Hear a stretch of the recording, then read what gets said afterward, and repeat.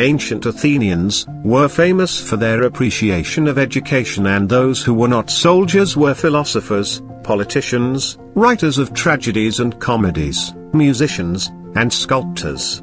Today we will take a deeper look at what was life of the children in the ancient Athens. Similar to the modern children's routine, children in ancient Athens usually spent their time playing with toys and games. They played with balls, yo-yos, rocking horses, and dolls and animals made from clay. In Athens, like in the rest of the world at this time, girls and boys were brought up differently. While boys started school at the age of 7, young girls continued to stay at home until they were married. Education wasn't common for them, although some mothers did teach their daughters to read and write. Some girls also learned to dance or play an instrument, although a good family didn't consider musical instruments to be proper for girls. A young girl's duty was to assist her mother in the housework, and even to work in the fields, if she was required. Preparing girls for their future role as mothers was very important. All girls had to learn domestic jobs such as weaving, working with textiles, taking care of children, embroidering, and of course cooking. They were able to attend festivals, funerals, and sometimes visit neighbors.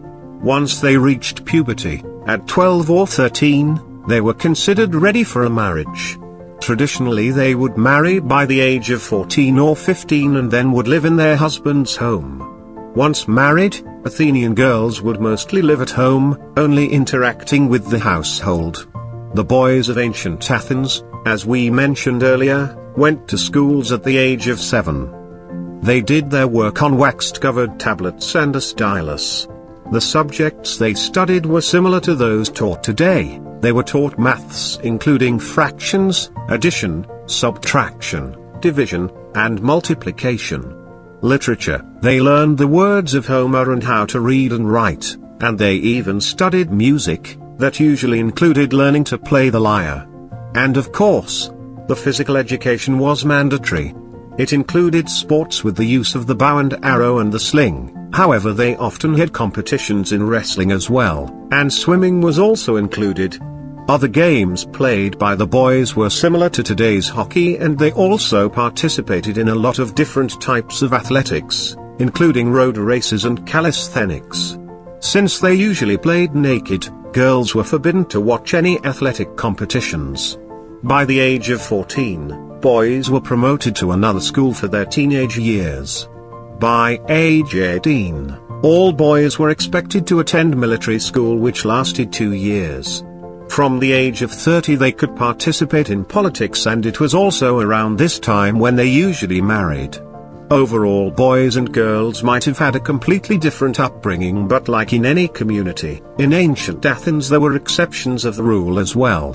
A simple example for this is Themistocles of Delphi, who is considered for one of the first European philosophers and was even teacher of Pythagoras.